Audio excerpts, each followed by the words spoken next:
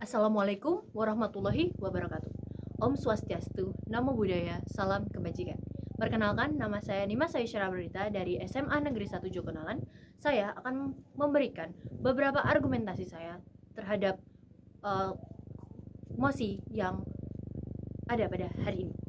Kejahatan tanpa korban memang merupakan tindakan ilegal yang berdasarkan pada kesepakatan dua belah pihak. Namun, tidak dapat kita pukul sama bahwa kondisi para korban yang melakukan tindakan ilegal tersebut. Saya tidak setuju atas argumentasi dari saudara Daniel Wahyudi bahwa individu tidak dapat dipukul sama tentang hukum yang tidak proporsional dan kegagalan pemerintah dalam memberikan kehidupan yang layak.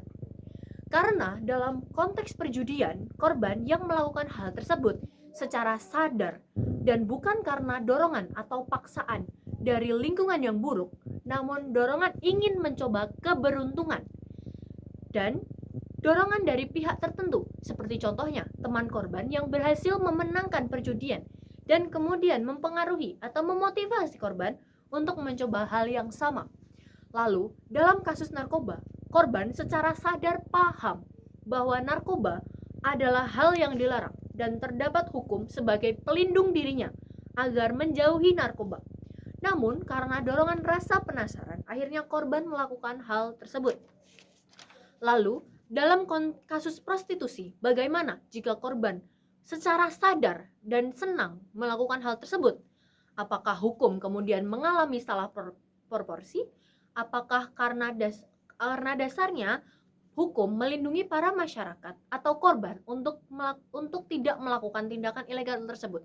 Lalu, apakah selama ini pemerintah diam saja dalam menangani kasus-kasus tersebut? Padahal seperti yang kita tahu bahwa lapas-lapas yang ada di Indonesia memiliki berbagai program berupa badan usaha untuk menunjang kebiasaan baik para tahanan yang ada di lapas tersebut. Dan kemudian memotivasi para tahanan untuk merubah kehidupan yang lebih baik dan menjauhi kebiasaan kejahatan tanpa korban tersebut. Lalu, contohnya, apa saja upaya pemerintah dalam memberikan kehidupan yang lebih baik kepada para korban dari kejahatan tanpa korban ini?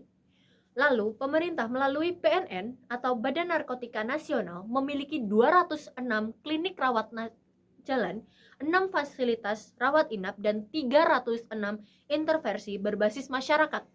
Lebih dari 16 rumah sakit yang menjadi pusat rehabilitasi narkoba di Indonesia. Namun, pada kasus yang lain, yaitu kasus prostitusi, pemerintah melalui Komnas HAM memberikan perlindungan pada anak dan wanita yang terjerat kasus tersebut. Mereka memiliki upaya pemulihan hak-hak yang ada, seperti hak-hak yang dimiliki oleh korban melalui SNP atau Standar Nasional Pemulihan Indonesia. Pada kasus perjudian, pemerintah melalui sarana internet memblokir para pengguna untuk mengakses judi online dan OJK sebagai pengawas pinjaman online yang memberikan akses dana terhadap para korban yang melakukan perjudian. Lalu, namun pada dasarnya kebiasaan kejahatan tanpa korban tersebut akan mempengaruhi individu untuk mengulangi hal yang sama atas kesadaran dirinya sendiri. Maka dari itu, pemerintah tidak dapat sepenuhnya gagal mewujudkan kehidupan yang lebih baik untuk para individu-individu tersebut. Apabila para individu ini memilih untuk kembali ke kejahatan tanpa korban, walaupun sudah difasilitasi pelatihan, rehabilitasi, bahkan beberapa instansi yang dapat menunjang kehidupan mereka untuk menjadi kehidupan yang lebih baik, dan bahkan tempat untuk mereka bekerja.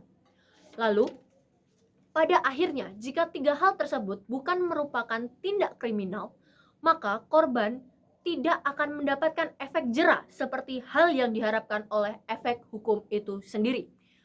Maka itulah kesimpulan saya yang dapat saya sampaikan dalam argumen ini. Terima kasih. Wassalamualaikum warahmatullahi wabarakatuh.